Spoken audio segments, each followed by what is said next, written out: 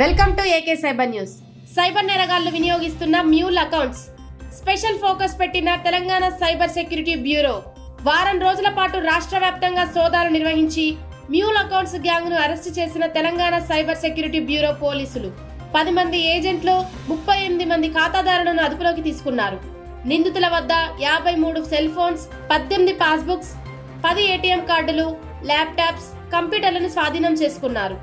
ఏజెంట్ల నెట్వర్క్ వద్ద సైబర్ నేరగాళ్లు మ్యూల్ అకౌంట్లను కొనుగోలు చేస్తూ క్యాబ్, ఆటో డ్రైవర్లు, కూలీలు, నిరుద్యోగ యువతకు కమిషన్ల ఆశ చూపి ఫోర్జరీ డాక్యుమెంట్లలో వేరే వాళ్ళ ఫోన్ నెంబర్లతో ఖాతాలు ఓపెన్ చేయించి డబ్బులు కొట్టేసేవారని హైదరాబాద్, ఖమ్మం, నిజామాబాద్, కరీంనగర్, సంగారెడ్డి, పెద్దపల్లి సహా రాష్ట్ర వ్యాప్తంగా 38 మ్యూల్ అకౌంట్లను సైబర్ నేరగాళ్లు ఆపరేట్ చేస్తున్నారని అధికారులు తెలిపారు.